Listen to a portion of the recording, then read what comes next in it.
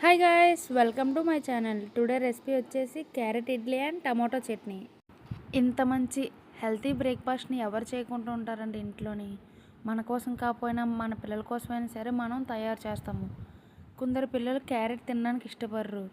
వాళ్ళకి చెప్పకుండా ఇలా క్యారెట్ ఇడ్లీ చేసి పెట్టండి, చాలా ఇష్టంగా తింటారు. ముందుగా చేసుకునే విధానం చూడండి ఫ్రెండ్స్.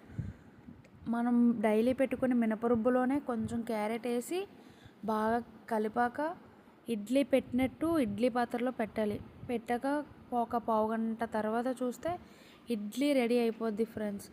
దాన్ని మనం పిల్లలకి పెడితే చాలా ఇష్టంగా తింటారు ఫ్రెండ్స్. చూడండి, ఒకసారి వీడియోలో చూపిస్తున్నట్టు చెయ్యండి. మీకు ఇడ్లీలు కనిపిస్తున్నాయి కదా, అక్కడ ఎంత స్మూత్గా వచ్చాయో, స్పాంజీగాను.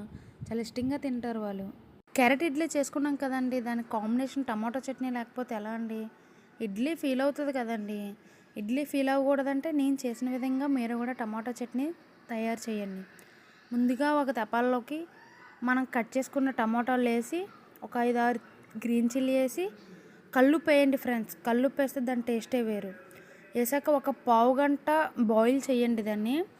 బాయిల్ చేశాక కొంచెం టమాటో జ్యూసీగా అయిపోయిన దాన్ని కొంచెం గ్రైండ్ చేసి పోపు పెట్టేయండి ఫ్రెండ్స్. అంతే, టమాటో చట్నీ రెడీ అయిపోద్ది. మీరు ఒకసారి ఇలా ట్రై చేయండి, చాలా బాగుంటుంది. ఇలా మీ ఇంట్లో కూడా carrot idli and tomato chutney ఇలా చేసి పెట్టండి, చాలా ఇష్టంగా తింటారు.